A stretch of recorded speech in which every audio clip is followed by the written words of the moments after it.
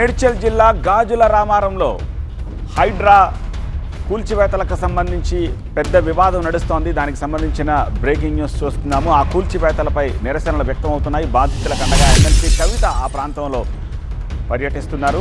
దానికి సంబంధించిన బ్రేకింగ్ ఇది. రాత్రికి రాత్రి వచ్చి పేదల ఇళ్లు కూల్చేయడం ఏమిటని కవిత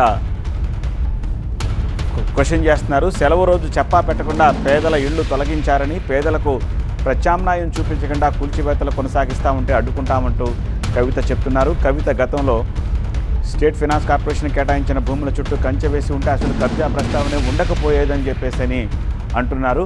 పేదల ఇళ్లు కూల్చబోమని చెప్పి ఇప్పుడు అరాచకాల అంటూ ప్రశ్నించారు ఆమె.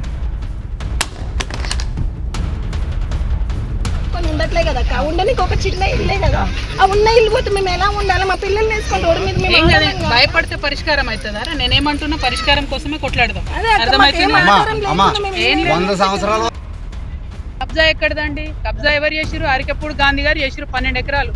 దాన్ని తీయమనండి దమ్ముంటే. ఫస్ట్ అది తీయకుండా చిన్న చిన్న పిల్లలు పెట్టుకొని కూలీనాలు వేసుకునేటోళ్ళు, రాళ్ళు కొట్టుకునేటోళ్ళ ఇండ్లు తీసి ఏం హీరోయిజం చూపిస్తారంటే ఎవరిని చూపిస్తారు? ఇప్పుడు అంతకుముందు ఇక్కడ వెంచర్స్ చేసి అమ్మిండ్రు బ్రదర్, మీకు తెలియదా? మీరు లోకల్ రిపోర్టర్స్. అంతకుముందు వెంచర్స్ చేసి అమ్మిండ్రు.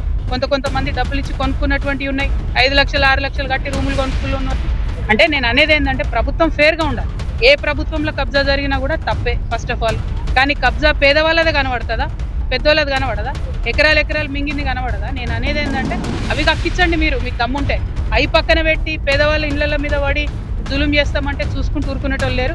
నేను మళ్ళీ చెప్తున్నా, 6వ తారీఖు లోపల వస్తామని చెప్పి వార్నింగ్ ఇచ్చిరట్టు ఇక్కడ వాళ్ళకి. 6వ తారీఖు లోపల మీది నిజమైన ప్రభుత్వం, ప్రజల ప్రభుత్వం అయితే ఇక్కడ బిడ్డలందరికీ మీరు డబుల్ బెడ్రూమ్ ఇండ్లు ఇవ్వండి. ఇవ్వకుండా 6వ తారీఖు నాడు కనుక మీరు వస్తే బుల్డోజర్కి ఎదురుగా నేనే పడుకుంటా. మళ్ళీ చెప్తా ఉన్నా,